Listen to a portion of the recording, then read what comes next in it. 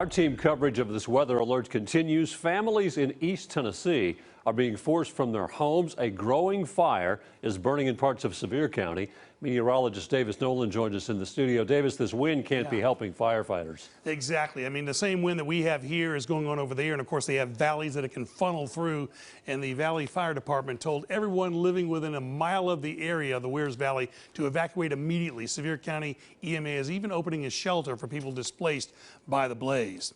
Now, Walden's Creek Volunteer Fire Department estimates the flames currently cover 250 acres. Now, due to low humidity and high winds, critical fire weather conditions are expected and are ongoing. This is one of the videos of the fire taken by Randy James, who is in Sevierville. Multiple roads are closing and fire crews from around the area are being called in for support. Now, in spite of the danger, some evacuated residents are still doing their best to keep positive.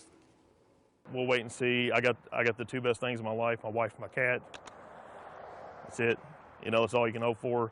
Grab your family, hug them, because you never know when, you know, the next day will come or if it won't.